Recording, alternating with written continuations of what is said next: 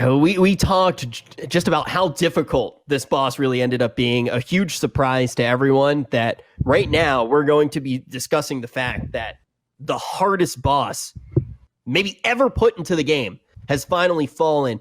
Pieces going to take world first with 730 something pulls. Method ends up getting world second with 750 something pulls. Absolutely insane. We got Preach and Bay here to talk about it as usual. We got Cayna from the world's second guild in Method. And now, what? Oh, That wasn't even a roast. I'm not roasting anybody. I'm literally not roasting anybody, dude. I'm not roasting anybody.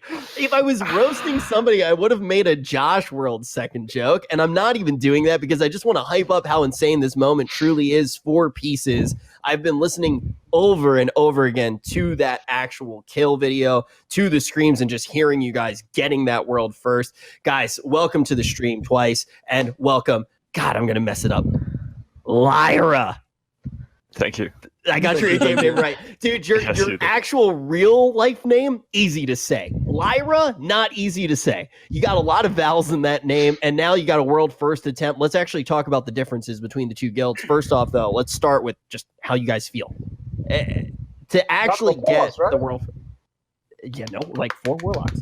Well done, boys. Yeah, twice. How was it to actually get the world first kill, though, for you guys? We could hear in the comms how excited you guys were, but a lot of work went into getting this boss down.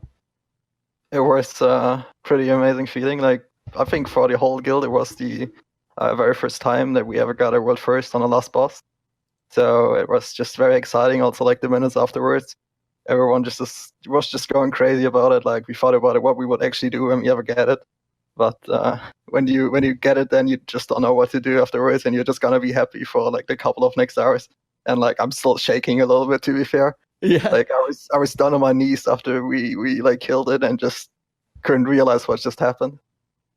So when we look back to BOD, there were so many moments when we're like, is Pieces just going to come out of nowhere and potentially take this tier? But reality is just the fact that you guys we're in a situation in BOD in particular where you didn't have the same amount of hours as the other guys. And we hear Josh, who was obviously in your guild for a while, really talk up the skill level that you guys have. And even with maybe having less pulls, only raiding on a schedule that is maybe 5 hours a night or something like that, not doing the day raiding, you are still able to get these very clean boss kills and compete with the top guilds in the world.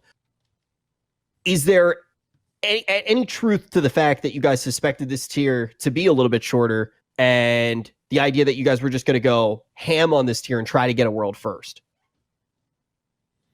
Yeah, we were actually planning to do so since like quite a while. Like, we always had this idea. We set up to day raid until Sunday because like we thought, okay, it's gonna be a 2-tier boss. We will most likely be done until then. But apparently it was like one of the hardest bosses ever, if not the hardest boss. So we ended up sitting there on Monday and had to like decide what we're gonna do. Like, we couldn't start early because people had to work, and also we have a lot of people going to university. So yeah, we ended up starting at 16, which was still pretty good. And we actually had the best days of progress when we didn't start that early, where people, like most people, were not that focused that early in the morning. So we had some great consistency when we just started at 16 or 17. It's actually awesome. I do see some people in the chat actually saying like, wait, what was we talking about? They raid a whole bunch. Yeah, they obviously raid a whole bunch, but it's a very different amount of time that they got to put in BOD because of work schedules and things like that. And that was one of the reasons that there was a discussion for this tier of Pieces the entire time potentially being able to catch up. I think one of the other things that we definitely need to dive into is some of the big differences, because as we already know with Method, who's been streaming a whole bunch, and we get to put our eyes on what they are doing consistently, they made some comp changes. Cayna, you guys ultimately decide on what, 12 warlocks was the final composition? The original plan was 13, but I think we ended up sticking with 12 anyway. So play it down. For anybody who's just jumping in right now, who's like, wait, how on earth did this boss take so long? What actually happened with this boss? Maybe they didn't get to watch the race. Why did you guys decide to use so many warlocks? Warlocks are just freaking immortal, dudes. Like, literally the plan on phase 3 is just get the torment, which is like the leech debuff. You can't be healed, you have to leech of people. Just get it on warlocks, and then it's not a mechanic really, because you just have so many. I mean, everyone's self-healed. Like literally the entire phase is just carried by warlocks. In the last phase, healers, it's like a plus dungeon for them. Yeah, they have to heal 5 people, and 3 of those people that they have to heal are other healers.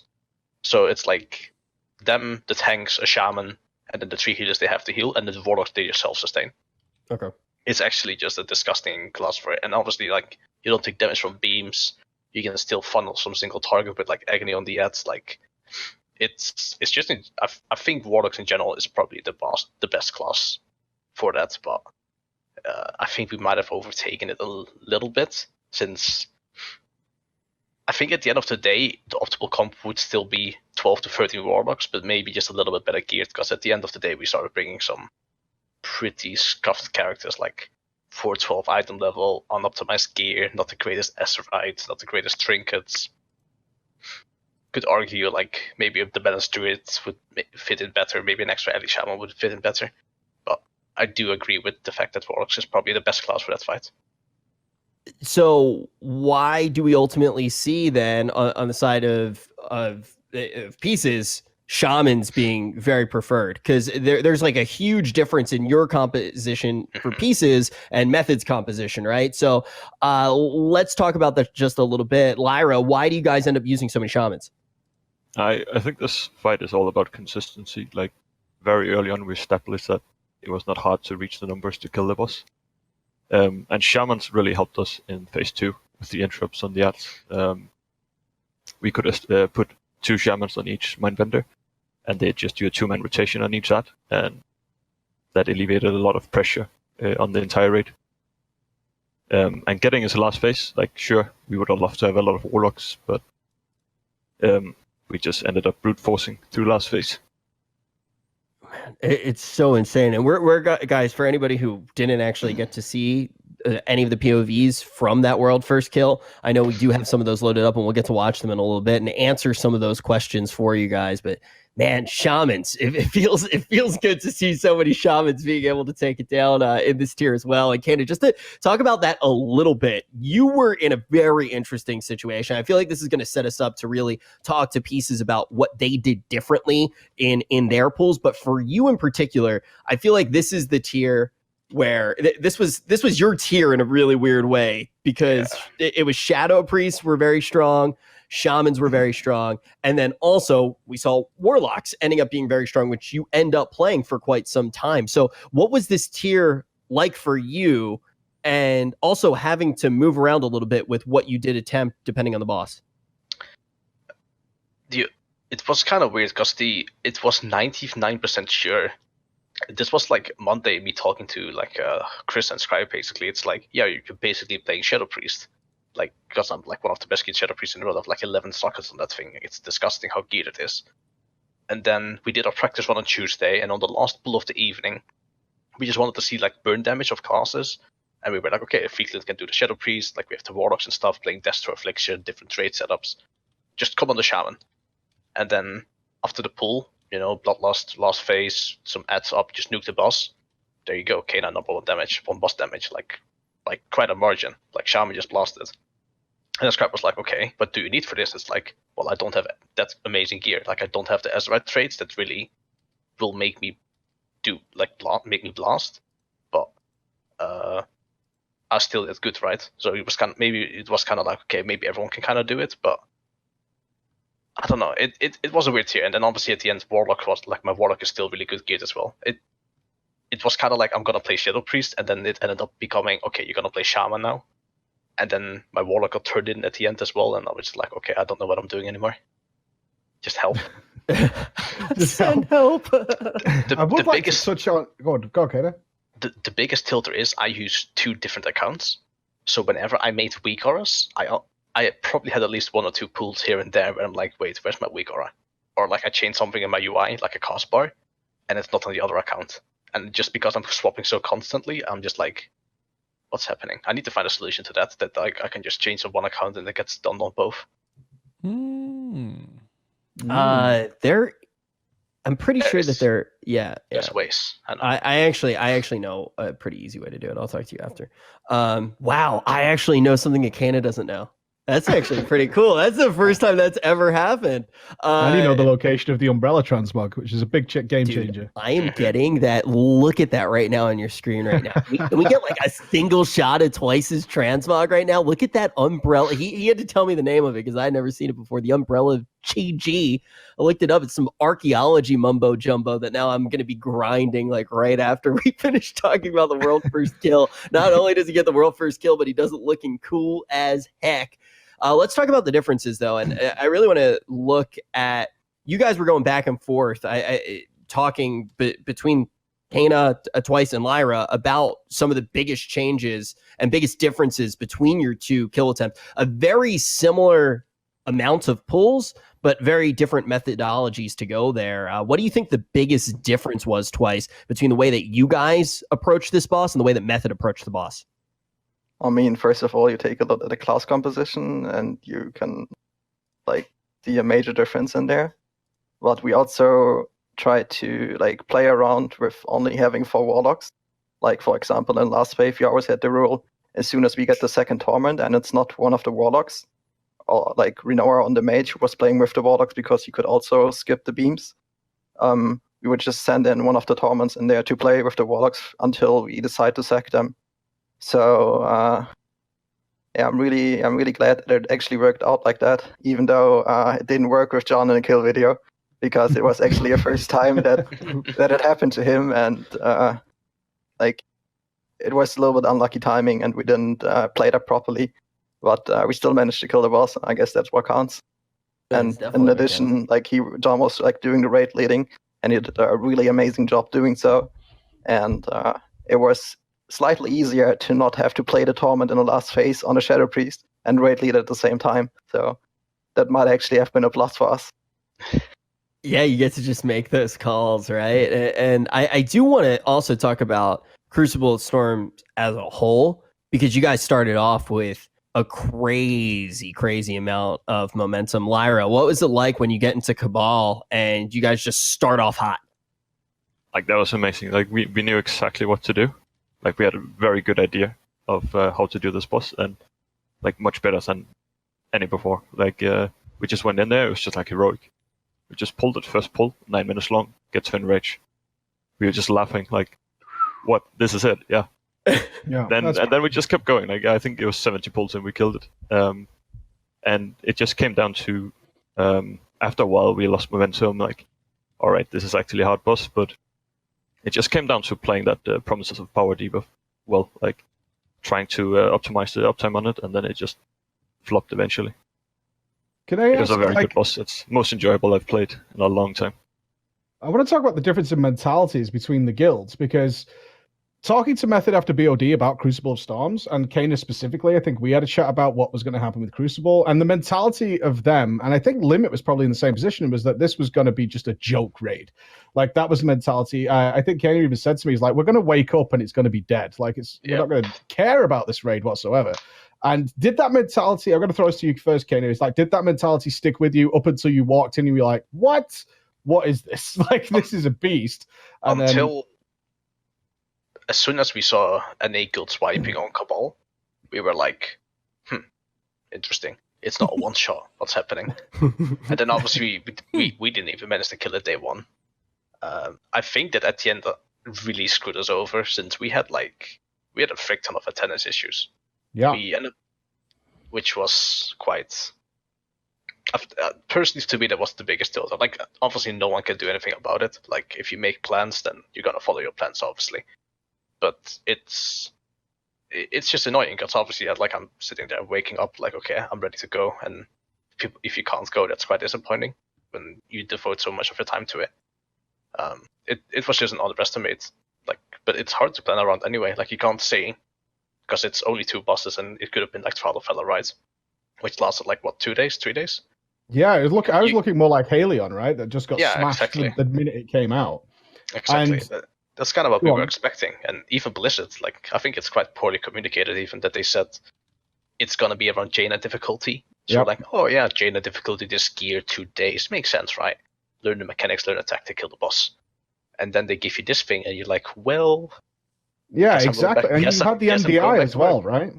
Yeah. You had the so MDI, you had people out for that. basically, after we already made a plan of using the MDI guys if the bosses were easy. And the fact is, as soon as we killed Cabal, we were like, okay, we'll just bench the MDI guys because they're not going to be able to be here. We're not going to kill the boss this evening either. We don't believe in that. We're just going to bench them. So we lost 3 plays of that.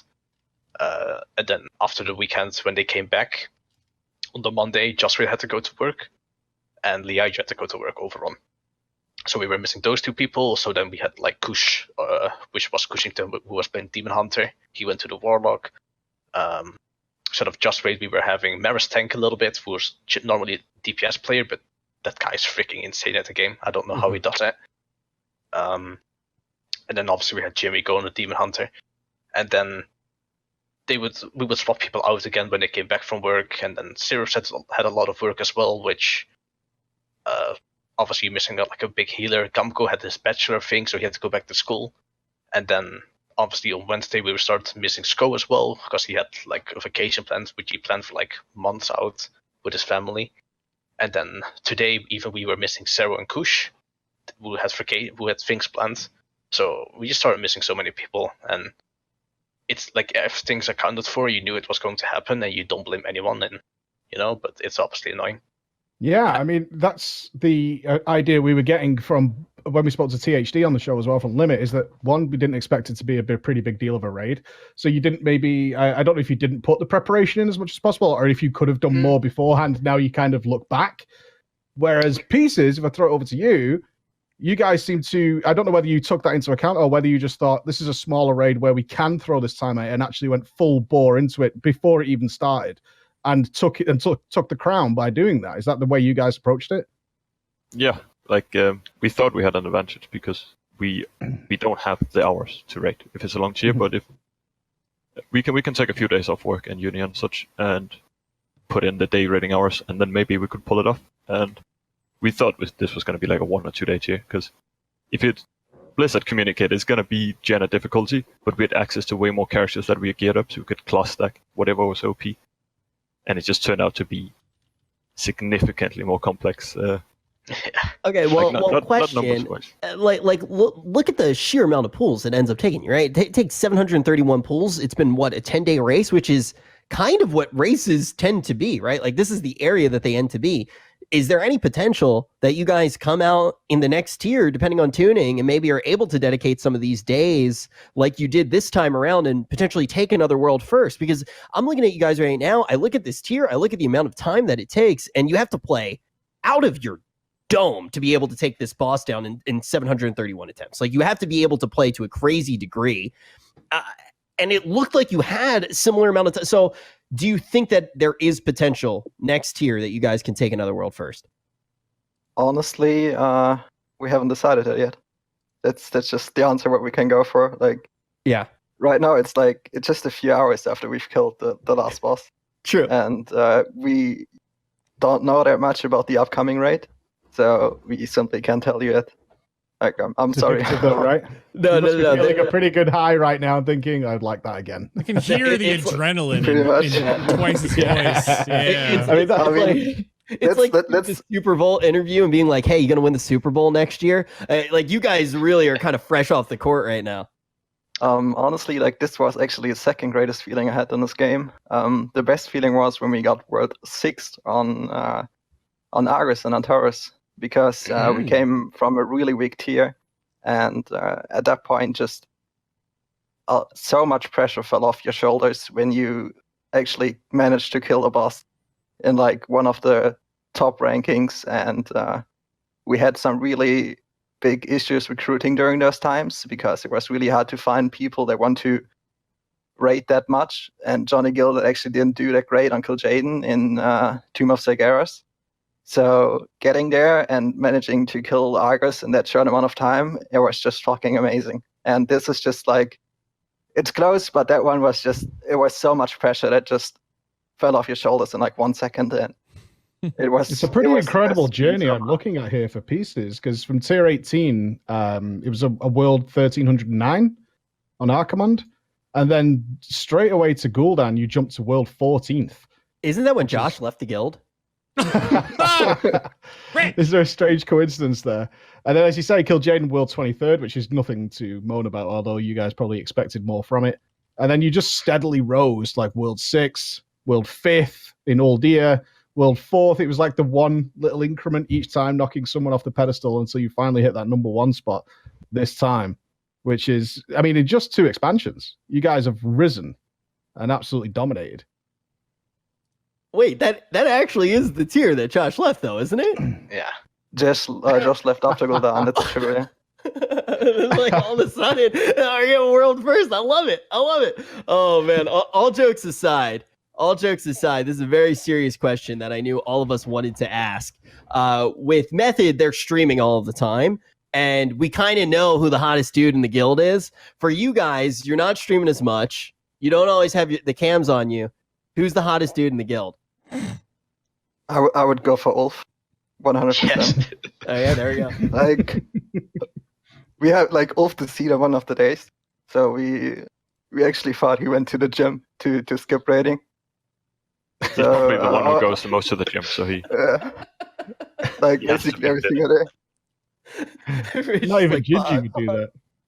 What are you talking? Gingy was working out between pulls during the Jaina World First race. Oh, yeah. I totally, yeah. Gingy was working out after raids when Yeah. everyone else passed out. 2 He was a.m. going to the gym. Go to the gym. That- Yeah. that was insane because Sko was doing it too, right? Yeah, they were- they were actually working out, making sure that they were still getting that in every day. Like, I don't understand how they were doing it when, we were casting. So we were probably doing about maybe covering half the day to a quarter of the day, the amount of time that they were putting in. And afterwards I was like, man, I barely even have enough time to untie my shoes while I eat this sandwich and be falling asleep with the Switch in my hand, right?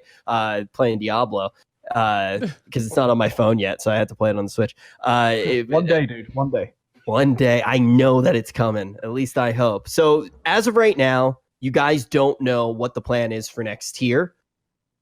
You get to celebrate a little bit before that next tier comes out. How soon does the preparation start, regardless of if you are going for that or not, if you're going for the title of world first or not? Because I know that the preparations that any guild has to put in is pretty astronomical, whether it is split runs, whether it is thinking about what tunes you want to have ready. Do you guys have to start thinking about that soon?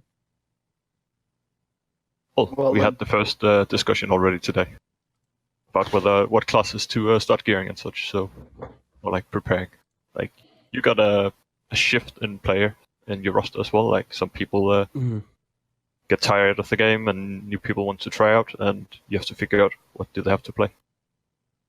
So Yeah. it starts already.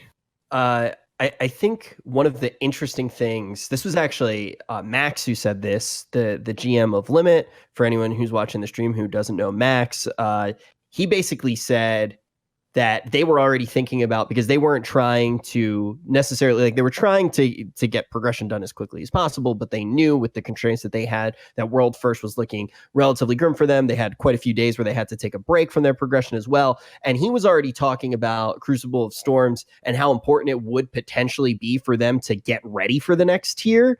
How do you guys feel about that gear that's in Crucible of Storms? Do you think that any of it will be best in slot gear that you do need headed into 8.2, or is pretty much the entire thing with Crucible of Storms not about the gear and only about the progression, Lyaira? Like, do you think that you guys need to go in there, farm it for gear? I think a lot of the loot is very gimmicky, and it is under budgeted, so it's not necessarily best for anyone, but we saw a lot of use for the Voidstone on this boss, for example, and like that could be a situation in the future, of course, when that happens. There's like a handful of items, like 80% of the items are hideously useless on the budget, and then there is a couple of them that are actually like good and useful. Like there's like mail gloves that are like a sizable DPS increase. I think there's like the cloth legs, the Voidstone, like you mentioned, was really good. It's like those are like probably like the few of the useful items, and then anything else is just like, nah, just get. I guess the biggest thing is it's 425, like 420, 425 base, right? So it's good general item level, but I don't think anything is too best. I have the cloth leggings with a socket, better than the ones I've equipped right now. But the first time I killed myself with them, I just unequipped them. Used them, so.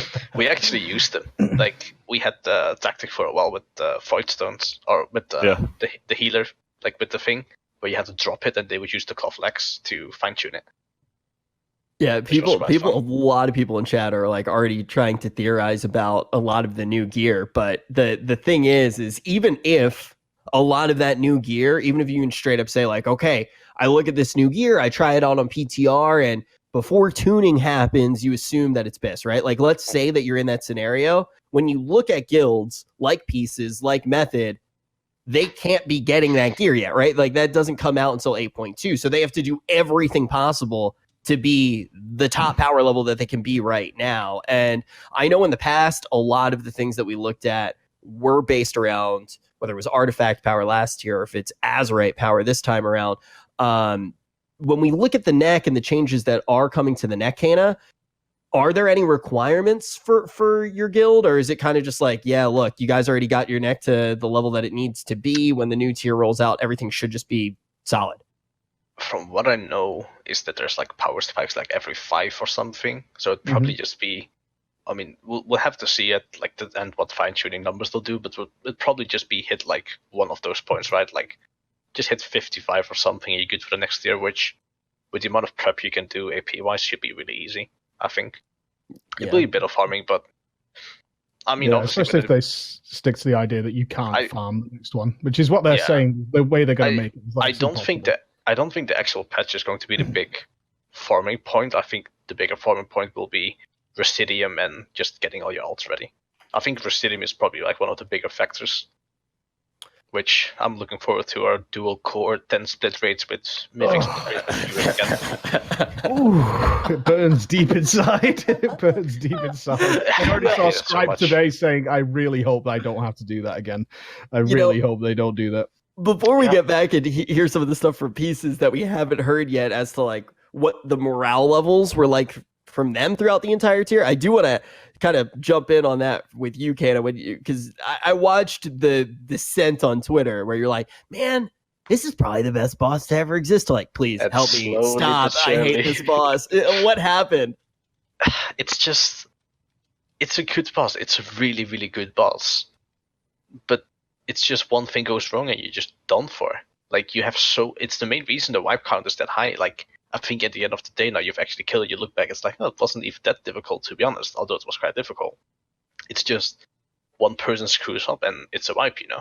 It's like, oh, you screw up your marks, so everyone is dead, you can wipe it. Like, so many wipes from phase 1 and so many wipes. I think phase 2 in general was almost the easiest phase, and then phase 1 almost was the hardest, and phase 3 was just play it long, play it consistent. I don't like fights where phase 1 is generally the hardest. Feels like the hardest phase almost. I'm not a big fan of that personally. Okay, fair. How do you feel about? Because to us, looking in on it, what we could see is that Blizzard designed this boss for you, and this is what the approach they took for you and Pieces and the limits of the world. Because so few guilds had actually killed Cayna, even by this time, however long ago it was that you guys finished BOD, is that they were able to say, well, what tools do these guys have where gear is no issue, really? And looking at your rosters of immense amounts of Shadow Priests, Warlocks, Moonkins, Shamans, the whole thing. So we're looking at guilds that literally have access to everything we could possibly throw at them. And we know other guilds can't access this boss. And certainly if you get past Restless Cabal, then you're into the real meat and veg of this. And they designed it for you. Did you appreciate that? And would you guys, both of you, say this is the hardest boss ever created? I think they designed this for robots, not for us. Like, I don't think it was not killable in its first iteration. Yeah, in its first iteration, it wasn't killable. I don't. Well, you guys said it was on the show. You all said it was. You all said it was on the show. Are you lying to the show? So the thing about this boss initially was that the timers were random. Well, not entirely random, but they would get offset by, say, taunts and stuff like that, which created inconsistencies in like a 10-minute long fight, where you would have tiers dropping as you were handing in the unstable resonance. So you put the tier on top of the relic, and then it was GG. And there was a lot of inconsistencies like this, and it was just not. It was not possible. the fight started with the marks you having 12 seconds, but the tiers also would be able to drop while it was happening. And obviously, it's impossible to drop a tier on top of an artifact, because at that point you can't reach it, you have to heal the boss. So for some marks, you literally had 6 seconds to clear them. That's how it felt like originally. And then they did a hotfix to make it 15 seconds, but sometimes you still only had 8. And then they were like, okay, maybe we shouldn't have tiers dropping during the marks. And that was like, I feel like the biggest consistency hotfix. And then at the end, the last hotfix was basically tournaments now spawn like every 30 instead of 45, which made it like a lot more killable in phase 3. But at least if you knew when the tier was dropping, you could have played around it. You could say, all right, hold, wait 3 seconds, Exactly. then you deliver. But the tier were getting offset because it was the lowest priority in the boss's cast sequence. So, like, all right, they wanted to do a cone attack. He'll do a cone attack first. He'll do an AoE first. Like, in get offset at random. In phase 1, there were like 3 or 4 different scenarios of where it could be dropping tiers and how it could develop. Like, it was a freaking mess at the start. Okay, so I'm trying to make like a big effort today to really see what chat's asking, because I know that a lot of people who do watch these races, myself included, I think one of the biggest feelings that I have had throughout a lot of these tiers is not being able to ask pieces stuff as easily. You guys have a very different method of going about all of these tiers. You're not rating. Man, I keep saying very different method, like I'm trying to make a joke and I'm actually not. But you guys have a very different outlook on rating. I think even a lot of that information too was diffused by Josh, because Josh was like, yeah, this isn't going to be a guild that is probably going to stream their progression. A kill video will come out, but they're not going to stream it. It's a very different idea of how to raid. So guys in chat, if you're getting to talk to any of the members from pieces that you haven't gotten to for the first time and you do want to ask any questions, I'll actually be looking at the chat to try to ask all of those. While I'm looking at chat though, there are a lot of meme comments, and some of them may be serious, some of them may be memes, but I do want to hear you guys actually, I think that there's some value in it. People in chat are like, oh my goodness, like the hardest boss was Ragnaros, like the hardest boss was this, the hardest boss was that. And I think that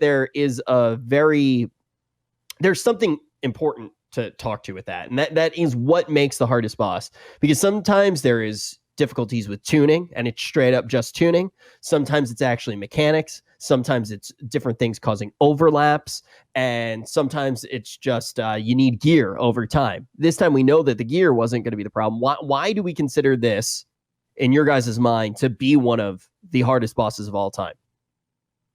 I think one of the biggest impacts on this boss was random timing in the first version. Like, I don't think that like the version which it is now is like is the hardest boss. But like, since we're talking about the hardest boss, it's only gonna be like the first version. And just all the inconsistency when the tier was dropping, and sometimes you had just random timers. Like sometimes the boss would cast a tier first, or like usually the boss would cast a tier first. And then the marks when you pull the boss, and then like 1 out of 50 pulls, the boss would actually cast a tier after the marks, and that would change all the other timers around the boss. And especially like the tier was healing the boss for 4%, and when you get to the boss for the first time, 4% actually matter a lot. So when you ever drop a tier on top of a relic, there was basically a wipe because you could not do the DPS check anymore. But it was just any kind of mistake, especially with the marks, would just result in a wipe. And then adding the tier factor to it, when you drop a wrong tier or in a really bad spot, that's also gonna just end up in a wipe. And just one little mistake, like it was on Cayna when someone didn't soak an orb, or well, not an orb, but like the impacts from the meteors, it would just cause a wipe. And one small mistake and it's over. That's just gonna result in a very hard boss. It's very unforgiving. How do you guys avoid leaks? Because I know it's like not an easy thing. Like how do you guys actually keep the information secret? I know that there is a level of maybe doing different things like secret streams, because you still do need to review VOD, but how do you avoid leaks? Well, we have a very tight roster of players we value and trust, and it's not like we have an officer team who is then controlling a bunch of raiders who don't know what's going on. Like, I think everyone is involved in everything, and everyone cares about the guild, and we are discussing a lot of topics, and we all agree that we don't want to share information, and then we don't share it. Wow, I can't imagine having that level of trust in anybody in my entire life. I You know, boss percentage. Oh, Rich. it's like what? So sad. I'd literally like I would do one poll and I'd be like 98%, you idiots, we're destroying you this tier. Is there any idea though of like as a guild where you're like, yo, let's get in their head? Let's maybe diffuse fake information. Let's tell them that we're doing well if we are, to just brag a little bit and get them scared. Like, is there any level of like, this is what we're going to show on the record? Are we going to tell them that we're doing something that we're not doing and try to mislead them? Because there are so many times where you guys are like the secret hidden monster of a tier where they're like, it's like Pieces is 9 out of 8. Pieces just had a 2% wipe. Like, do you guys ever put Is that there out any there? smiley face? Well, we maybe had some happenings with Josh, but I think that is more only. related to Josh being a part of Pieces in the past. Only Josh though. So- Mainly Josh, yeah. Yeah, I guess we have to ask: was the leaked log 0% wipe real or photoshopped? That is the best part. There was actually a social from our guild who was watching my private stream who did that leak. And no, it was not real. There you go, chat. We had a lot of people, even in Method, they were like, "Oh, Pieces this much. Now I've seen a screenshot. It's real." And Josh was like, "It's probably not real." It's like, "Oh, but it looks so real." It's like, okay, start counting to 30, and literally within 25 seconds, Josh made a fake screenshot of our logs with like a 2% wipe. Yeah.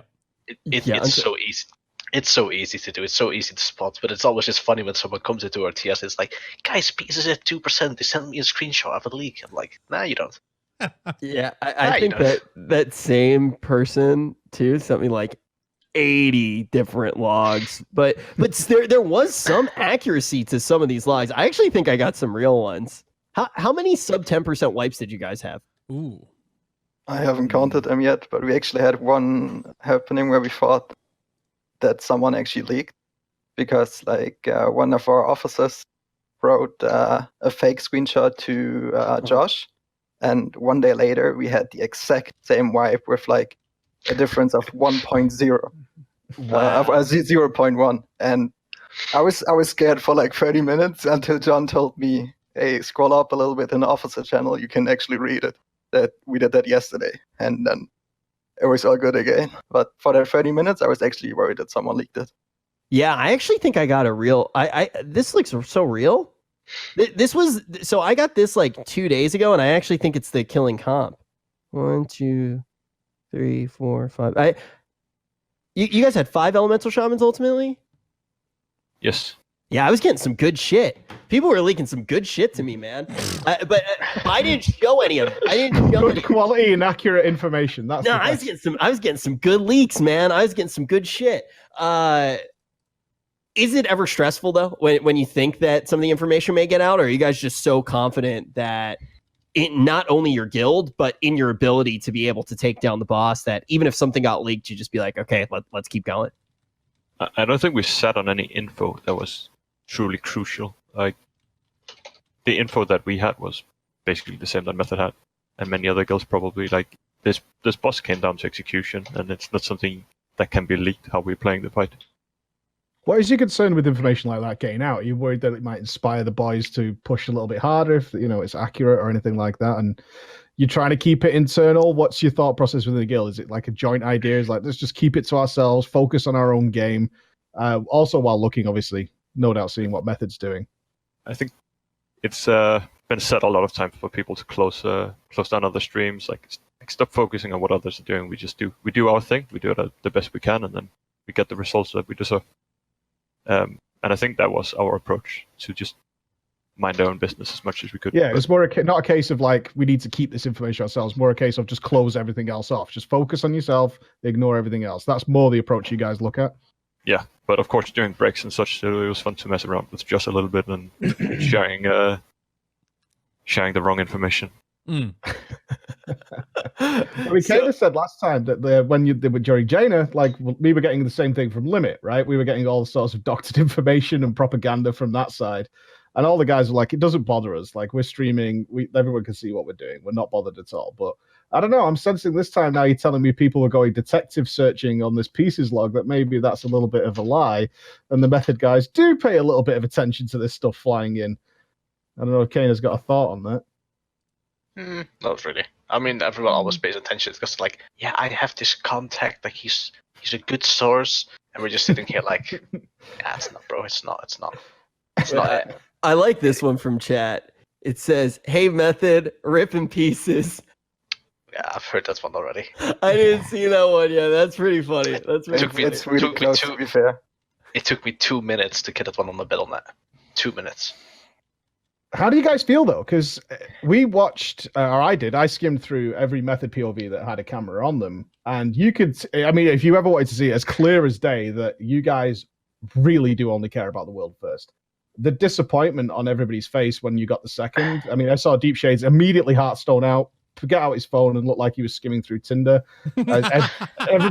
Everybody else just, I think Josh was like, "This is the worst feeling ever." Lyaira seemed fine though. He seemed really happy. At least one person was happy for the method to see the boss die. But is it just that's why you're there? That's why you do all this? It's for the world first. Anything else just isn't good enough. Yeah, basically. I mean, it's especially tiers like this where I feel like the biggest disappointment is that we just played bad. We should have killed it 2-3 days ago, and everyone in the guild knows that we should have killed it 2-3 days ago. We had a 2% pool, and we looked at it, and that was literally the pool, and unfortunately some things happened in that pool, which I'm pretty sure will be discussed within the guild as well. But we had it, like we should have had it. After that we had a couple more pools that were like 2%, 4%, 3%, like whatever. We should have had it, and I feel like that's the biggest disappointment. Obviously Pieces played really well, they did good, and it's great that they got it, but honestly, we should have had it. We should have had it that day, and then we should have been celebrating like long ago. And that's like I feel like the biggest disappointment, that you lose the race because you people fucked up.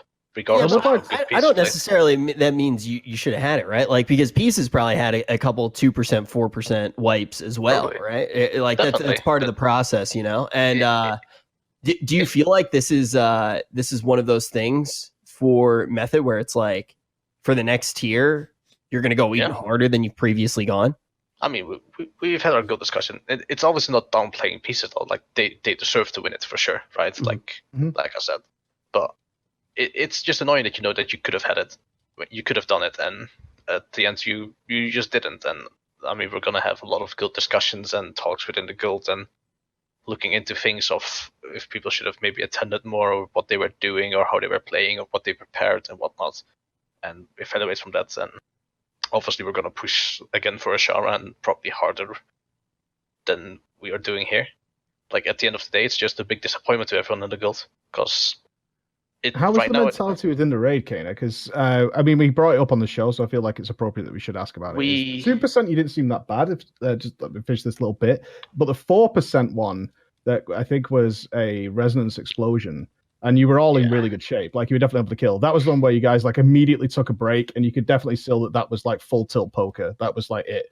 Was that the one that really kind of messed you up a bit? During this progress, people tilted too much anyway. There was quite a lot of tilt on this fight, which I guess a fight with like a lot of personal responsibility does make. And I mean, we had talks about it as well. And even today, when we started raiding, Scrap was like, "There's no tilt today. I don't care if you tilted. If you want to flame people, you do it after we get the kill. If you do it during this, there will be consequences. Today we're just gonna raid, we're gonna focus, have a good mentality," and obviously that helped. But there were a lot of parts, and obviously I'm not gonna call out names, where, for example, phase 2 an interrupt goes through, doesn't freaking matter. That's like 20% of the rage HP. You can heal it back up easily, and people start yelling, and people start getting distracted, and another one goes through, and another one, and a third, and then the explosion happens, and you're dead. Instead of one went through, and someone yells, "I'll take the next one. I've got this one back up," and then you take the interrupt, you heal it back up, and you go again, and you keep going, right? Those are good pools, and tilt often shows bad performance. It makes that player play worse. It makes the people that you're tilting at play worse, and it generally just stops communication. And I feel like that was a bit of an issue, definitely this tier as well.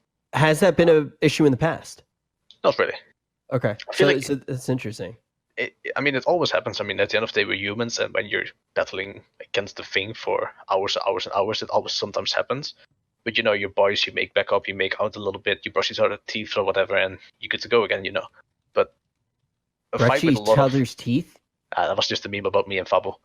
Okay, And, But did it happen? I must have. no, Just for information. nah, it happened. You said. Nah, it didn't. Which, Nah, but which it's kind of toothpaste? fine. Fan fiction. Yeah. I guess we should throw it over to pieces then, because no doubt you guys had exactly the same thing happen, right? The things that happened during the progress, but was your mentality? Did you go through a bit of a mental struggle as a team where it was getting a bit tense? Like, this is our opportunity, we pushed, because you guys came into this fully prepared and had those moments, or was it just a case of you were riding on a high the whole way through, even with such a difficult boss? No. Like the last couple of days were rough. Okay. Yeah. All right, so it was 3 days ago. We realized like we got this. Like it's not even. We don't even need to have a lucky pull. Like if we just play everything by the script, our strategy was basically working. We just had to execute it. But there are so many things that could go wrong. Like just one tiny step in the wrong direction, and everyone would blow up. And we had so many wipes where it was so close, and we just had to get past that one last check, and then the boss would just flip by itself. And Yeah, I mean, like it's such a yesterday- mental game, right? Yesterday we were More than counting anything else. 10, 15 pulls yesterday that was supposed to be a kill, but it wasn't a kill, and it's very, very frustrating to go to bed then. Yeah, I mean, we saw it in the Method guys when they called the raid, because we were actually doing the show when the raid stopped, and you could see it was this motion. If I unplug my chair, the raid's called, and everybody just went. Yeah. Because I Yeah. mean, the feeling must have been it's going to die by the morning. That was our chance gone. You know, that sort of mentality coming in there, and you knew you could kill it from both sides, Yeah. right? You had that 2%. If you're at 2%, you know it can die, especially if you know why you wiped. Same for pieces. You had that moment, and then you're dragging it on not just another day, but 2 more days after that, knowing this is the team, these are the players. We're not doing it. We're not executing. And at that point, it does become that mental game. And did you have any? I guess we'll throw it to Method first. How does Scripe handle it? Is it a raid leader thing, or is it you've got to sort it out yourself and get your head back in the game? Scribe is incredibly calm. Like, out of everyone that I've ever played with, I have so much respect for that guy. It's actually insane. He devotes so much time to it. His raid leading is insane. Mechanically, he's insane. If he needs to pump DPS, he can pump DPS. It's insane how good it is. And he keeps calm. He's always like, shut up. Like, for example, today we literally had a rule. You can meme. As soon marks start happening, everyone shuts up. He literally said during the marks, no, it's marks, you can't talk right now. He can raid lead, marks are over, we go back to fucking memes and giggles again. Mm-hmm. Like, the guy is, it's insane, and I wish there were more scribes. I love the guy. He's really good. Which is super important as well. You're talking about memeing. Sorry, Rich, but you're talking about memeing, but it is super important when you're in front of a boss that you're there for so many hours a day, 700 plus pulls. You can't have that full focus. Everybody stay silent and be like I think it was Lyaira said earlier. You can't be a robot because your team's just going to get sad and unhappy and miserable. And one thing we did see, and we brought it up every time on the show, is it doesn't matter how bad things seem to be, you guys are still laughing and joking. We could see that on the cameras as you guys were having a giggle and still enjoying yourselves while you were being in front of it and maintaining that sort of, we're here for fun, right? We're still playing a game and we're still playing as hard as we can. I mean, at the end of the day, people are like, how do you stay calm? Like, how do you keep going with these people? And it's like, it's just a good friends group, right? Like, these are people I can log on TS, and there will always be people for me to talk with and to hang out with. And almost obviously there's people in the guild that you talk with more. Like, there's definitely people that I talk with more than others. But at the end of the day, I can go well with anyone in the guild, and I can hang out with anyone in the guild. And I've met up with a lot of people in the guild, and it's just a good friends group. So even when things are like a little bit like still and doesn't look too good, throw in some jokes, laugh with each other. You know, like what kind of people do. Like Fabo's immensely into his shoes and his Yeezys and stuff. So you just make some comments about that, and you have some go with that. Or Sarah ordering his food again, you make some jokes about that, and you instantly have like all the Germans picking on him again. Like it's just fun. You kind of just know what people keeps going, and you just make jokes about it, and you can try and keep a good atmosphere and try and keep progressing. Don't Pieces? Oh, I was Oh, gonna say, sorry? Cayna, don't hide the fact that you and Fabo brushed each other's teeth together in London. Well, And we weren't invited. Wow. sometimes things happen in private, you know. You gotta keep them private. In In haunted private. houses, especially. Oh man. Like So- just like what I mean with like some of the people that you talk with more. Like Fabo is definitely one of the people I talk with a lot in Method, and I love that guy to death. Like when he originally joined, I didn't really talk much with him. I didn't really know what to think of him, but at the end of the day, like right now, he's definitely one of the people I talk with the most. So no, and this is obviously we're talking about one of the beautiful things about being in a guild, and I mean no disrespect here with this question. I think it's just one of the hard questions that you do have to ask at the end of any tier when somebody comes very close to taking first but doesn't do it. When we look back to Gahoon, for example, you look at Limit, and you always talk about the fact that they didn't extend and they went for another clear. Is that the reason that they lost the race? And I think a lot of people ultimately say, with hindsight, it's easy to say, yeah, that's probably why they lost the tier. If they extend, it looks like they got a pretty good shot of winning. And that is the mistake that costs it to them. That's what happens. When we look at this tier, do you feel like the mistake that happens is maybe changing your composition too much? Yes and no. Originally we started with, I think, maybe what was it, 3-4 warlocks or something, and we went up in some of the days to 9. And I think that was really good because I think, for example, I talked with Peace about this earlier as well. My ally shaman was good geared, but my warlock is also good geared, and I can still believe that warlock is the best class for this fight for multiple reasons, outside of maybe DPS and maybe the interrupts. I do think it just is better. So I think that, for example, a swap, it's a spec I can play. I won't have too much issues picking it up. I think that's a good swap. But when you start swapping like a 420 rogue, although I think rogue isn't that useful either if it's just one rogue, to like a 412 warlock, or you start taking really scuffed characters, I think those might not be the swaps. So for example, today we took in Lorgox, who was obviously a balanced druid. I think that was a good change.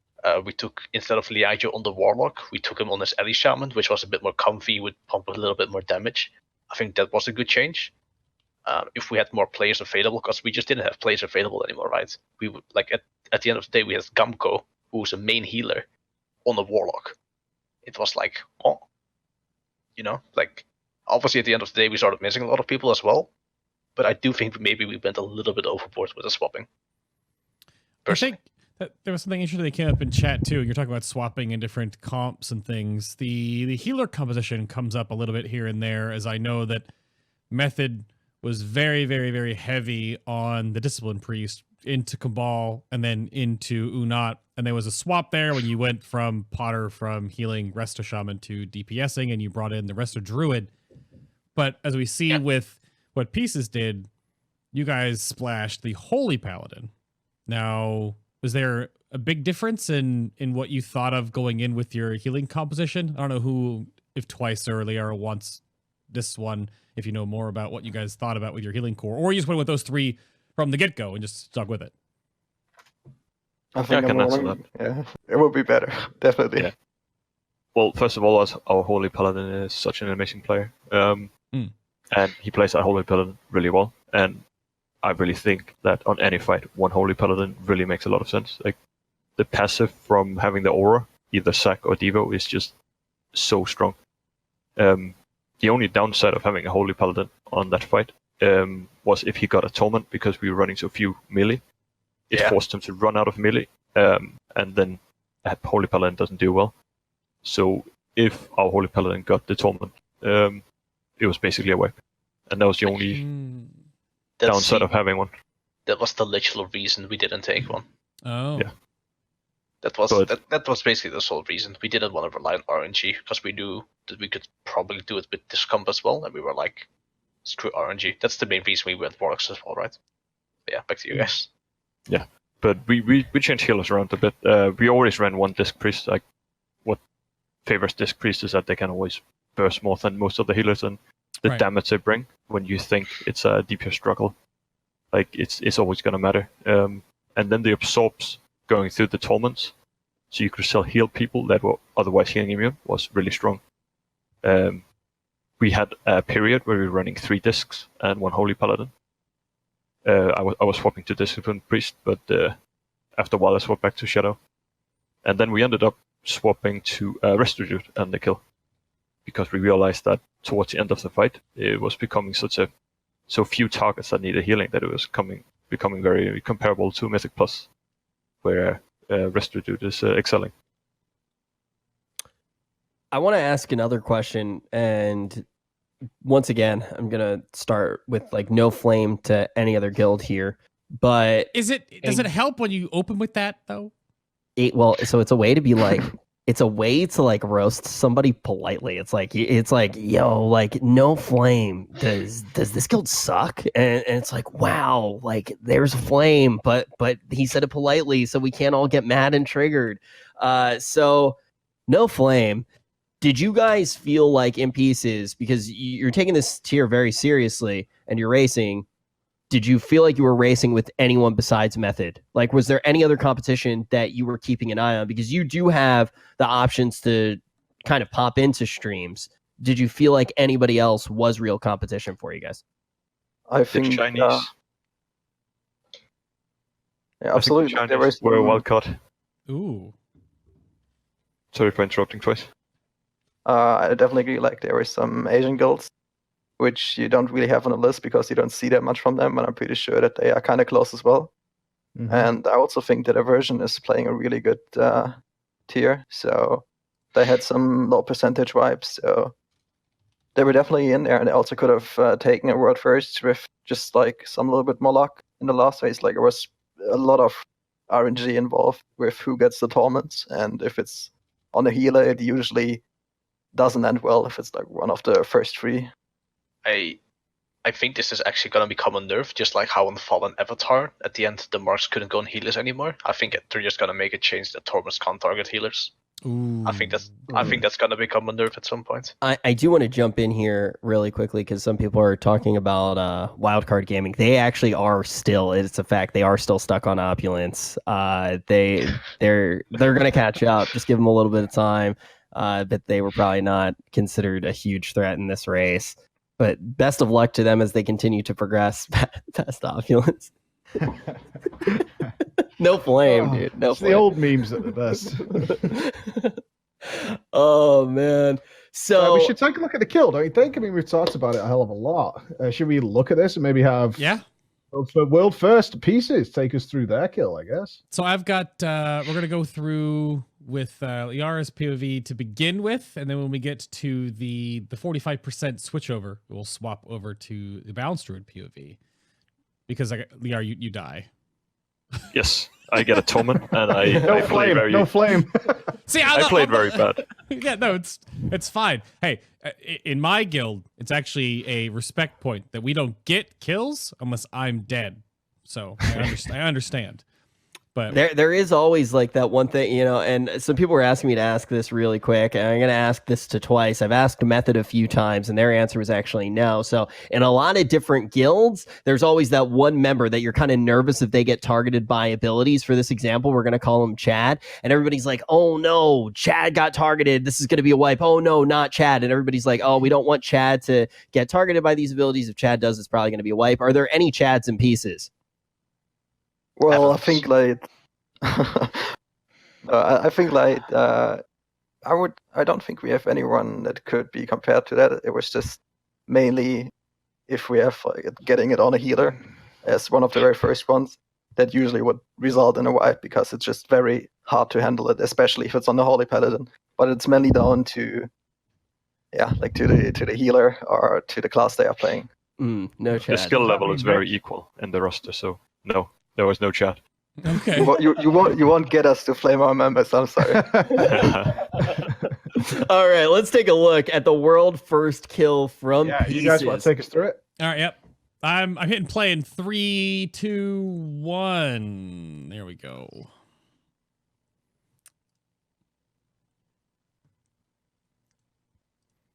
All right. It's gonna be muted, of course. So yeah, go for it. Yeah, so we're pulling the boss here to the edge, and the idea is to drop the tiers outside the playing area that's going to be restricted from us later. And you see nobody's behind the boss directly, because if you place a tier there, then it really makes these marks a lot harder to deal with. But we were lucky in this pull, or not lucky, we know how to deal with it, but we didn't get that tier, we skipped it. Like that first tier is sometimes random. And then we just hugged the edge. Like whenever we've Did you have dealt a with mechanics. predestined plan for each of the residences, like a general idea of where everybody should be to drop? Or were you just got used to just running wherever? Like in this phase, they are always in the same positions, the 3 relics. Like the Ocean is on the tank, and you can see Lumley is carrying the Void Stone. He's always counterclockwise. Mhm. No, sorry, clockwise. And then we have the Storm on Cayna, who is always counterclockwise. But we don't have any system for dealing with these marks. Like our approach was to go by it very intuitively. Like if you create a system, people are overthinking it. Like if you're in a situation, you just have to like go with your gut feeling. Mm-hmm. And how did you feel with healing these shamans? Like while we're still in phase 1, is one thing we talked about is if you brought a lot of non-warlocks, and obviously a big advantage there is they took no damage from the I-beams. Was that a stress that you guys were just fine with and it wasn't a big deal? Or was it something that you actually adapt to, especially in the later phases? You can't die from damage in phase 1 because crossing the beams and then the AoE damage that follows is dealing a little bit over your max health, and then you take defensive traits like resounding protection into account, and nothing is really lethal in this phase. Yeah, and the later phases where obviously the I-beams are coming in so much more often and piling into those shamans who can't avoid it entirely. Was that something that you needed to adapt to, or were you were in good shape and it wasn't a problem? We were for healing it for a while, but it didn't really came down to that. Like we could just sacrifice some torments if we were struggling with healing. Mm-hmm. That would alleviate a lot of pressure from the healers. It's so smooth how you're positioning this here. And was this something you had consistent for such a while? You can see how clearly the raid is positioning itself and spreading nicely. Over the last few days, you can see here, I soaked these swellies on the ground with dispersion because they're going to keep jumping around on Mythic. And it was really important to soak them before this intermission so they're not jumping around and depleting the shield that we have up here from the tanks. Do you often do that as taking on as much personal responsibility as possible? Because we know Scribe does the same thing, is like as many things I could take off the players so they can just sort of nuke as much as possible. Obviously, not make the game easy, but do you feel the same way of trying to take on tasks like that? I think everyone does, and it's not something that was assigned. It's more like we just start pulling the boss, and then people develop like scripts on how they play the fight. And I just ended up always soaking these, and that's the ones I soaked on. So what's coming up now? Now we can see that the positioning, the style of positioning changes. We saw a couple of players caught out by this, certainly in the early days, where half the room is taking up, and then you have to try and get people back over to that half the room, which you guys don't seem to be doing actually. No, we're dropping the relics in the middle here, and then we have a warlock interrupting each of these ads, and then we just have 2 shamans on each ad, and then of course we have 1 melee because we don't have 6 shamans anymore. We had that earlier in progress. And then the idea is to never bait tiers in the middle, because that's where we have the relics. So whenever we have a tier coming up, I am calling it out, and people are moving out towards the edge. Mm-hmm. But at the same time, unlike in phase 1, you don't want to be all the way at the edge, because you get this big fear thing, and it's really hard to outrun it if it spawns on you. Yeah, we did see some people who'd obviously tried to bait out and then maybe delayed themselves for a couple of seconds to do some damage, and then suddenly they have to run the full length of the room and they just cannot make it. I'm sure that was something you guys just had to get naturally used to. Yeah. No big weak auras on your side. So do you, and obviously we see a lot of the methods guys, is a ton of weak auras actually with big notifications like bait is coming, things like that. A relatively simple one from your UI actually. Is that the way you like to keep it? Or do you have somebody who writes weak auras for individual bosses in the guild? Do you just try and keep it as simple as possible? I'm of the belief that less is often more. Like you don't want to clutter your screen with unnecessary information.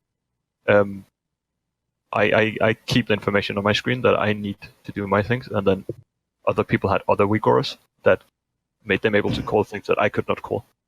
But you see in the center, or like right below my character, I have a custom script that I made that helps me call out a few mechanics. because our big wigs broke when they changed the fight on Tuesday, and we just couldn't rely on big wigs, and I have no experience customizing that.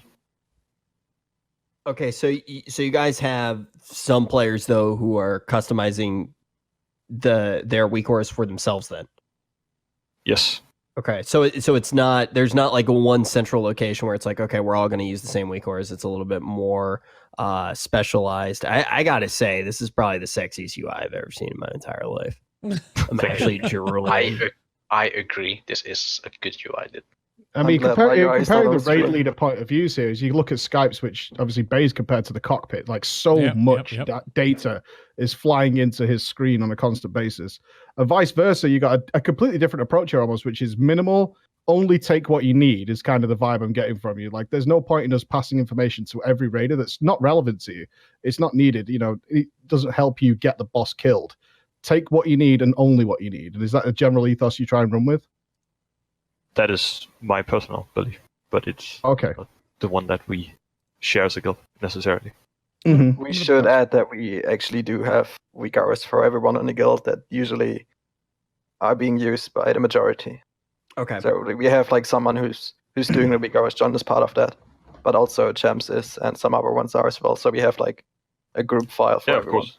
We provide the weak auras that people need. Like they don't rely on any external resources.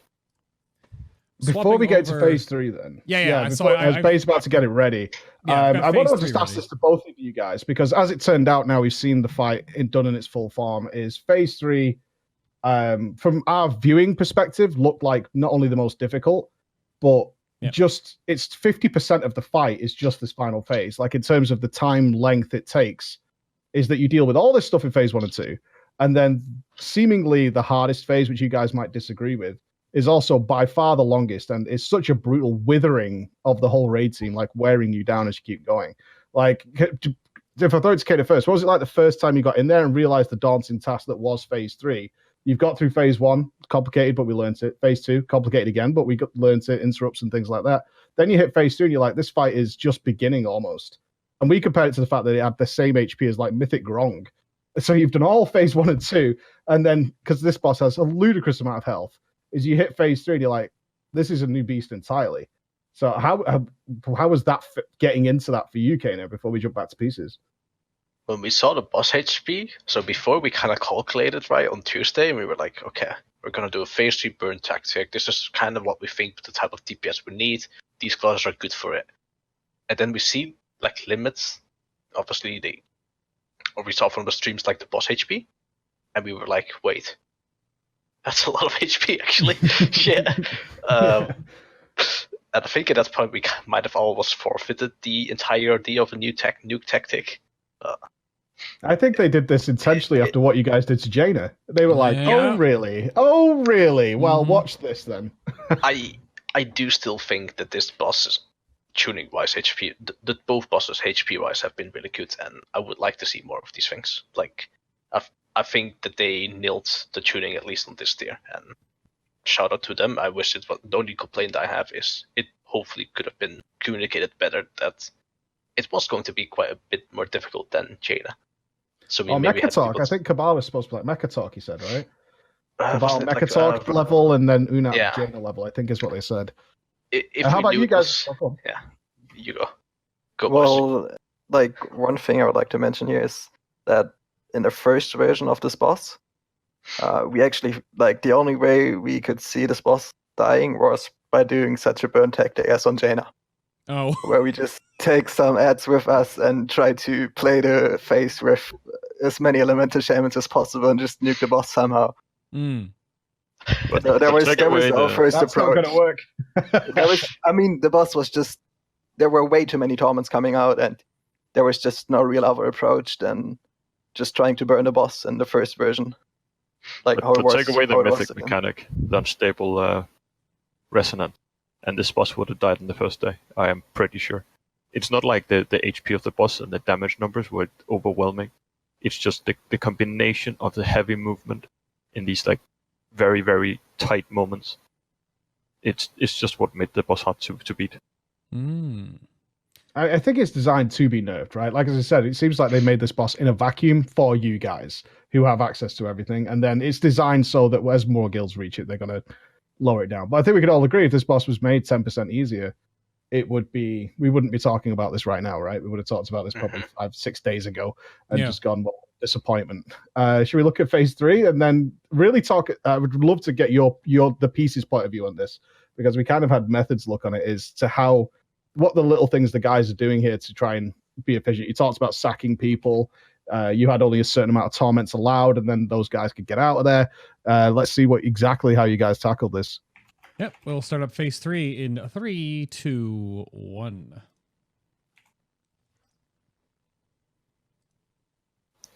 All right, so here in the beginning, we are popping the Void Stone, which means we can soak all the tiers to get some space for the last phase. That's really crucial.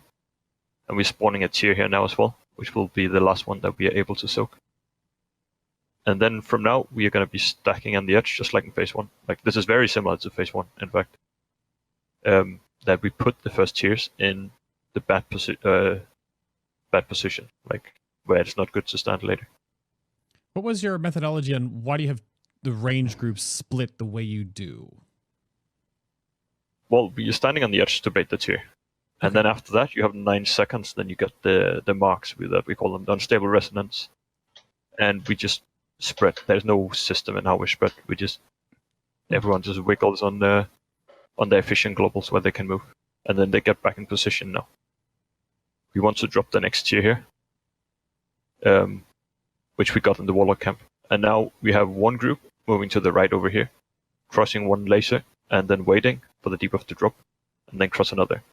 While all the Warlocks and the Mage is just doing their thing on the other side, where they blink through to completely avoid taking damage from the lasers. Mm-hmm.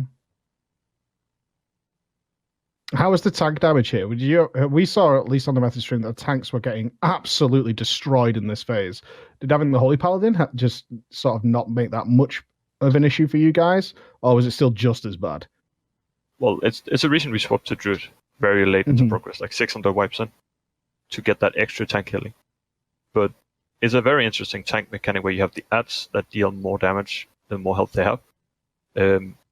And since we established that it was not a super hard DPS check last phase, we played it a bit overcautious and started nuking the adds like very early before we were supposed to kill them. You can see we have 3 adds now, and that's when we start killing them off. We want to lower them so we can use the storm after dealing with these marks that you'll see very soon. And what's the scariest moment? Because we saw certainly sort of like around the 20% mark used to be like the big breaking point. Was that something similar for you guys? Like the difference between what we did and what Method did is that we used the storm twice, which means we're able to kill off. First time here we killed off 3 guardians, and the guardian you see now on the screen, and the next one that spawns, we're gonna kill those off eventually as well. And that requires us to use the storm relic, which deals rate damage while we have a lot of torments up, and that is probably the most crucial moment. You're gonna see that coming out very soon. Mm-hmm. And what tactics did you employ to counter that? Well, we are using the tank relic as well. And able to survive that moment.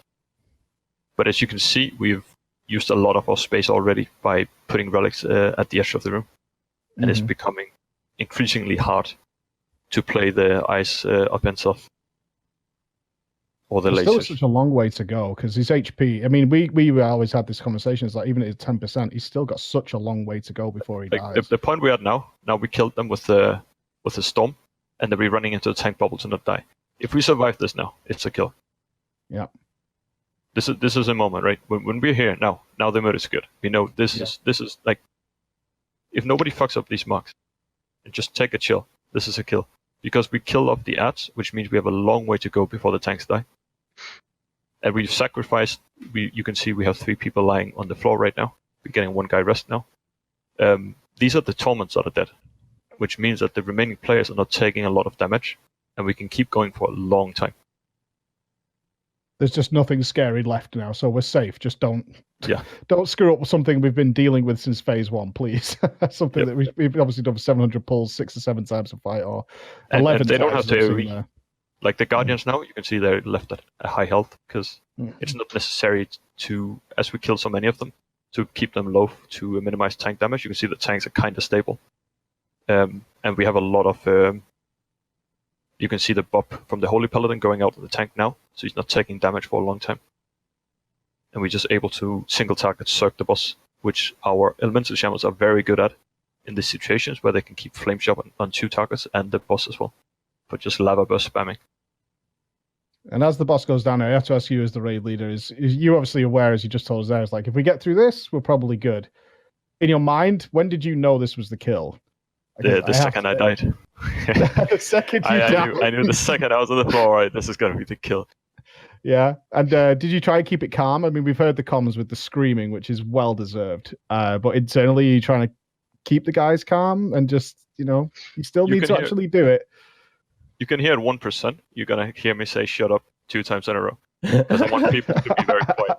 Because the thing is, if the tanks flops and the boss is at 100k health, it doesn't matter because the boss will become immune if the adds on top of it. So it very, very quickly goes south, yeah. That's what we have. That was great. And going to Cayna, is there anything you see there where you're like, we should have done that? Like with maybe the ads or something like that? Because we were seeing your tanks. I felt bad for Just Wait and his grandmother because she must have been feeling that. I think it was the biggest mistake that Method did was not killing the ads a second time. Yeah, I agree. Stupid Method. No, it's such a trap to suck the boss because he's low health. Because the tank can just flop any moment. We killed it 2 times. We killed it on 3 and 3. We kill 6 heads in total. You guys kill 5. All right. Okay. Well, early on progress, at least we noticed that you were not killing them the second time. At that point we literally were like, we were trying to circuit for a while, but like, okay, we have to kill him once. How long can we circuit now? Okay, we have to kill him twice. Obviously, it's just a part of progress, right? Like, we get there and the tanks are literally like, no, we cannot do it. You need to kill him. And then we try and figure out the timing of like, okay, which adds, how are the HP, how does it go with feeds, which one do we dot, which one don't we dot, which one do these people dot. And then we got it stable. And at that point, it was literally just getting there. And just like how they say, like, as soon as the 2 tank ads die and we soak the bubble, we know that it was killed. And even then, we almost screwed up.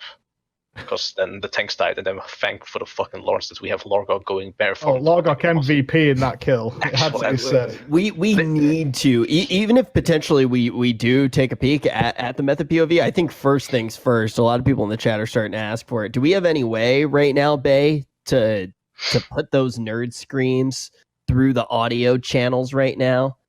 You guys will not hear them, but chat will hear them. That's fine. Let's let chat hear I actually think you hear the chills in this and you resub. Like I heard these screams and instantly had a new goal in WoW. I was like, oh, okay, I'm getting everything to max level in 8.2. Like, I'm just gonna go dumb hard, and whatever the flavor of the month is, I'm gonna raid on again. Like, you hear these and you genuinely get inspired to do something in the game, because it's just so easy to appreciate the fact that you're hearing a group of people do something that many people will not be, and that's be the best in the world at something. It's just such an insane thing. And I do want to ask, when we do hear those, how many people in the guild, if any, have gotten a world first before? I don't think anyone. Yeah, I think I answered it already earlier. It was like for basically everyone in the guild, the very first time to get a world first on the last boss of a tier. So it was just amazing, literally just amazing for us. And I was shaking for the next 30 minutes after we killed the boss. And I actually stopped DPSing before we killed the boss because I couldn't hit my buttons anymore. It's not a good thing. It's not a good thing. I'm gonna apologize towards the guild for that, but I you can check the logs and just see the graph disappear. at 0.4% or something. It was too much. It was just too much at that point. I'll cue these up for chat. If you guys want to cue them up so we're on the same pace here. I'm just hitting play right now. Come on! Come on! Come on! Come on, please! Come on! Come on! Come on! Yes! Yes! Let's fucking... Yes! Yes! Oh my god! But I actually don't want to lose. But I actually don't want to lose. But I actually don't want to lose. But I actually don't want to lose. Wait, did you use the one with Josh saying, but I actually Okay, don't want to I use think this? I think it's Almost actually a good instantly. time to apologize in the name of Pieces that this actually made it to the nerd screams. It was just one of our guys who decided to spam the soundboard, but no offense at all. And I think his key like, got no stuck. offense. Yeah, I think there was some issues with the soundboard. Wait, It was wait. broken.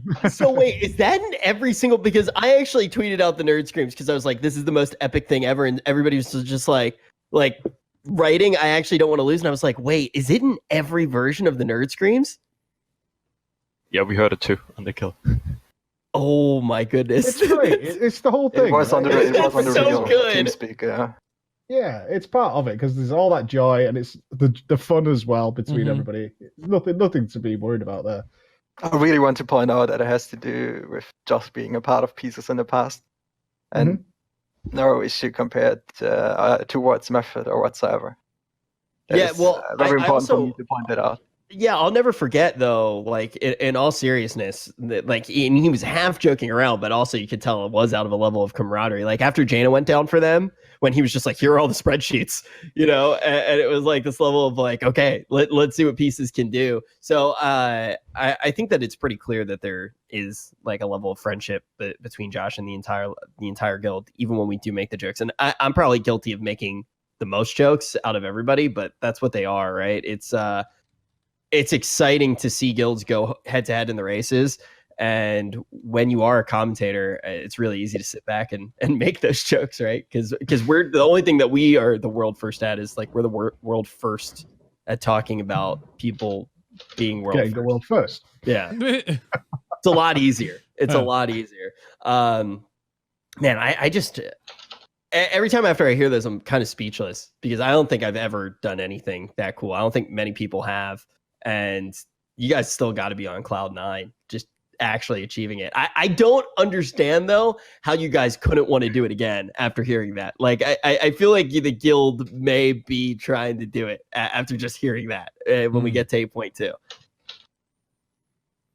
It's going to be a bit. Oh, I was going to go off on that too. It's a bit different. This is this raid itself and where it was stationed and the two bosses where it wasn't like a gear curve thing specifically outside of like comp and some trinkets and things like that. But it's different when you have 8 or 9 bosses to deal with versus just essentially one, right? Because Cabal was all sorted out the day and a half the raid started, and then we had the last 8 to 9 days on one boss. Jada didn't last anywhere near this long, half as much time. So I do wonder what the difference is with that and how Blizzard moves forward, because we were talking about before, where does the curve for making it a little more difficult start? Is it boss 3 or 4, or is it still going to be boss like 7 and then 8 in Jara's Eternal Palace? But yeah, go ahead twice. What do you got? Like talking about like picking up the where the difficulty should start. I think if I'm looking backwards a few years, one of the best tiers I've played was Throne of Thunder. We had some very hard bosses in between. Like Animus, I think that's a real name. I'm actually kind of bad with names, so please forgive me if I say it wrong. I think that was like a really good boss. Also, the third last boss, the twin sisters. I'm really bad with names, so sorry for that. There was a great boss as well, like Method. I think they had some issues with it, but then they came to Lei Shan, and then it was suddenly completely different when you look at like 10-man raiding guilds and 25-man raiding guilds back at that time. Oh yeah. So the difference in the difficulty for that was very different. And then you also have like an extra boss as the last boss, which only had a few amount of pulls. I kind of like that system, to be fair, but I think nowadays it's not going to work out that well anymore because every guild has an insane amount of characters that are ready to go in there, and it would be kind of complicated for Blizzard to like make that work properly if you actually have the possibility to clear the raid until that special boss twice. And I think some guilds would actually go for that if that actually happens and plan a raid around that so you get twice the amount of pulls each week.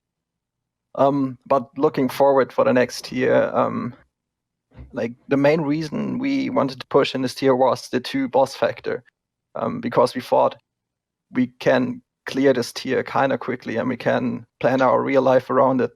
So looking towards the Shara, it's going to be a little bit more complicated because you can never tell how long a tier is going to last before you get there. This time it was like a little bit unlucky for us in that reason, and we are still very happy that it worked out the way it worked out. I guess it had to do a lot with the MDNI happening at the same time. So Method having issues to their raid all the time as well. So they basically raided the same hours as we did. So it was like a really good head-to-head race. Mhm. But This the is Shara is gonna be different again, and we're gonna. I have to definitely ask gonna have then. some. Yeah, go ahead. Were there any players who didn't like it? Who, you took up this hardcore mantle compared to what you've been doing in the past. It's still been pretty hardcore, but even though you got the world first, were any players who were like, I don't really want to do this again? Or is this something that's inspired you to say, this is what we are now, this is where we want to be?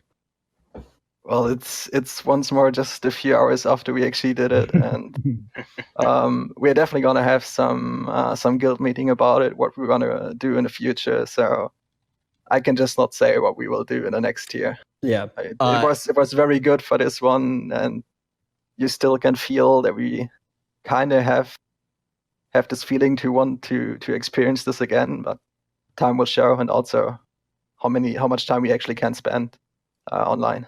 So this is another question that it's kind of in that vein of maybe you're not able to answer it, but I feel like you guys may be able to answer this one a little bit better from what we've heard mostly from the other guilds and from Josh, for example. But I just kind of want to ask it and actually hear from you guys. Let's say that you do end up progressing. Let's say that you do end up racing for world first in 8.2. Is there any reality? Is there any potential that if you guys do decide to race, try to get the world first, that you will stream? Or is there no chance that you guys will ever stream as a guild? There's no chance. Yeah, I highly doubt that will ever happen. I'm sorry to tell you, but we just have a completely different approach on streaming. Private stream muted that just goes to say one of us two. I do have publicity. Just have a private stream that we can see and we can tell people about. Just say. I do have a private stream running. I can tell you my PayPal afterwards. I'm just kidding. It's not gonna happen. I'm sorry, guys. The issue with streams is that it attracts a certain type of player. Like you can get a lot of problem with people attending more to their viewers or to the attention that they're getting than the progress itself. And we as a guild, we are playing very much for the enjoyment for ourselves and for it's like a team building exercise. Just give me the link. No viewers, no interaction. Just send us the link. We'll just kind of cut to it maybe occasionally and just talk about it. That's all jokes aside, I, as a viewer, almost love the idea that there will always be a guild that doesn't stream it and they're the secret bad guys. I love the misinformation that comes out. I love all that stuff. I definitely feel the side of wanting to see what you guys do, and I really did enjoy watching the kill videos and hope to watch many more kill videos from you guys if you are able to snag those world first kills.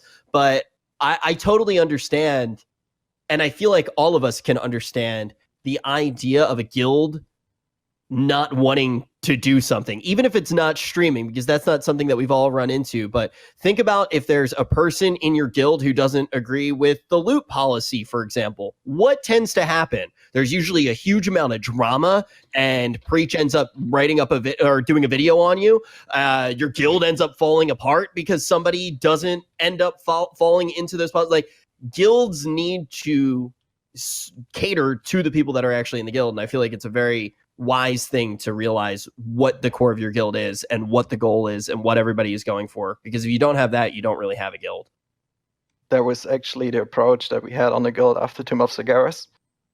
We had some issues with some drama on the guild, which also caused a tank switch after like 500 to 600 pulls on Kill Jaden, where we had to replace Druid tank, which was really good for Kill Jaden, with a third character warrior tank, which was really not good at the time. And since then, we just tried to keep the motivation high and just have a really good. I'm missing a word for it. We have like a really good I'm sorry, I can actually not find the right word for it. Atmosphere. okay. Thank you. Holy shit. Thank you. Yeah, we had a really good atmosphere since then, and that was what we were emphasizing a lot on. So we will always have a really good atmosphere during the progress. And there was also a very big aspect in this tier, even though it was so frustrating. We could always keep it really high. We had some memes going on in progress. Ulf was really great for that. He always kept it really funny, and that's why we actually could keep going even after hours of playing and still being very motivated and not tilting about anything. Yeah, I feel like this was a huge mental game of its here as well, as we already talked about. Like we have Cayna, who was saying that was like one of the best bosses, then went into his phase where it's like, this is the worst boss ever. How do you guys all feel now that the dust is settled? I'm going to start with you, Cayna, because you had both opinions throughout the tier. Now that it is actually dead, how do you feel about uu'nat? Is it the best boss ever? Do you have some frustrations with it? Where does it actually rank for you as far as bosses do go? I don't think it's I think it's in general a good boss, and I think it's good tuned, but I would still much prefer to be the perfect end boss would be a boss like Leshan in Throne of Thunder. I think that boss had everything that an end boss needs, from like phase 1 that's not easy, you can still screw up things, to like very tactical things. You can choose the tactic, you can choose which pillar you want to empower and to disable and whatnot.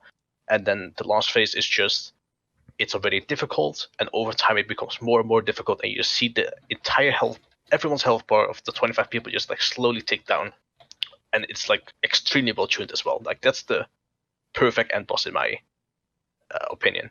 I think uu'nat was good. I think it was a good end boss. It definitely was a good challenge. It was tuned well, but I feel like the biggest difficulties, like pieces the voice adjusted earlier as well, is it was an inconsistent timer, which caused a lot of wipes. They ended up having to nerf the boss a little bit, which takes away a little bit, I feel like, a little bit of the pride in some sense. But overall, I would say, yeah, it's a good boss. Twice, how do you feel about it? Do you feel like it ranks as one of the top bosses of all time, or do you think that it does fall short for some of those reasons? Personally, I think it's the second best I've ever played, and Ragnaros is probably the best one. Really? Yeah. Yeah, How do you- Ragnaros was cool. It was a good fight. Ragnaros is one of the best. Like, how do we judge a boss? I mean, difficulty doesn't mean it's good. There's a lot of great bosses that aren't that hard, I mean, that's kind of what we look at. I think Which Opulence is a really good boss. Yeah. It I deserves think a it's really important killer that the video. boss is relevant in all its stages. Like we have a 10-minute, 11-minute fight here, and we have a fight like Cayna where like some phases can become a bit tedious to progress on. Yeah, like it feels I like agree. you're just repeating the same thing over and over. But It needs to feel action-packed. Like an 11-minute fight should feel like a 6-minute fight or something. Like Blackhand was really good for that. It was still like, a 6-7-minute fight, but it felt like 3-4. like uu'nat Also- was really entertaining to progress. Even after this Exactly. many wipes, it was actually very entertaining, and it felt like every pull went by so fast. You're like, oh, what? Mhm. You're already in phase 3, because there was Exactly. always something challenging going on. And after the iteration where they changed the timers on, I believe it was Tuesday, where the Yeah. RNG element was not a factor anymore, then you never had those wipes where you felt like the game killed you, like there was a bug or that was just bad RNG. Like if you fucked up, it was your own mistake, and that felt great. I also really like the first boss of this tier. I think like the PTR testing wasn't that great because we were having some issues with the connection. We had a lot of disease where the It was server bad went this time. down. Yeah. But it was still the most fun I've ever had on a boss on a PTR in a really long time, because the boss itself was already working very properly, and I just had a lot of fun playing Affliction on that fight. If I remember right in the PTR, we had to kill the opening trash mob something like 60 times in that hour. Yeah, that was fun. We also killed some people from like within the raid and earned some honor for doing so. Yes, It was a good way to farm it. kill the trash mob, stand in front of the boss, reset, kill the trash mob again. This is really specific, and I know that some people may not care about this, but now that like we have you here, I just do kind of want to know, as a longtime Warlock player, how do you feel about Affliction currently? Do you like how it feels right now? Like, do you like how shards feel? Or Worst spec in the game. I kind of feel in a similar way to Cayna, even after playing it for such a long time. But I kind of went here for. I kid you not, 50% of the voice that, because we cut out comps, right? Everyone's like, "Oh, what's going on in these comps?" 90% of it is us yelling random Italian words because it sounds funny with Larkog's accent, and the other 5% is us complaining about the Affliction Warlocks, and then 5% is like Scribe actually being useful. That's our comps, literally. There's some hot fire being thrown here, boys. Some very hot fire. I think he only is doing that because Lorgok's in the chat right now. No, this is not a joke. We literally asked Lorgok how to say good morning in Italian to use it as one of our favorite words. He can confirm it. Everyone in Meta can confirm it. Scribe literally asked, "How do you say good morning in Italian?" How do you say it then? Buongiorno or something like that. Well, right, but Buongiorno. Buongiorno, and then we try I and say have it. to ask you, We say Cayna, it with a really bad. Is Lorgok going to carry his MVP taunt for the next 3 years of raiding? Ooh, Is he going to remind you every single boss? I'm just saying, I've seen him in a lot of Twitch streams today. He's talking about this taunt. Lorgok is exactly like Narclis. Narclis heals for a tier vault first. We'll hear that for the next 2 years. Yeah, Lorgok with this taunt. Yeah, we will for sure. How do you I say would goodnight? I would actually like to give a shout out to Lyaira because he helped us a lot during this progress. Because a lot of our players were listening to his music, and that helped us a lot. We saw a screenshot of that. You literally linked it in TS as well. It was really good. There was music. some pumper music. He Lumber has linked some good music. some Miley Cyrus, Britney Spears, and so on. But Lorgok was the king. The big jams. The big jams. Wait, I want to know though how you guys in pieces feel about Affliction Warlocks right now. Just out of curiosity. Personally, playing Warlocks in such a long time. I started playing Warlock in December last year. Uh-huh. So I haven't seen a lot of the changes that happened to Warlock in the last years. But right now, Affliction personally is a lot of fun. I'm really sad that it's not performing well in Mythic Plus because it just doesn't work like it is right now. And I would like to see some changes about that because I think Affliction is a great spec. But not playing with one of the traits that's called Cascading Calamity, where you get a really lot of haste, it makes the playstyle not as good as it is with the traits. So it is still a lot of fun, and I really like playing it, especially on uu'nat. And I also really like playing it on the first boss, even though I ended up playing Destruction, because it was better playing around with the damage buff and the 3-minute cooldowns from Destruction, which are just very, very powerful. And it was easier to just have that little time window where you have your cooldowns running and then you just manage the buff. And outside of that, it just doesn't matter as much as within those 3-minute cooldowns. I still think it's pretty good right now, but I cannot really compare it to the past. Like I'm usually the guy who is playing every class in the past. Like at this point, I've mained every single DPS character in the game, and also in pieces, I've mained like 5 or 6 classes at this point. This is actually the first time ever in a tier where I played the same class twice in a row with pieces. How many level 48 necks have you got? The big question. The big question. 6. Actually, 6? Yeah. I'm You 50. love some violence. I have 4 times 50, not 49 and 48. Do we have up on 6? Any raise on 6?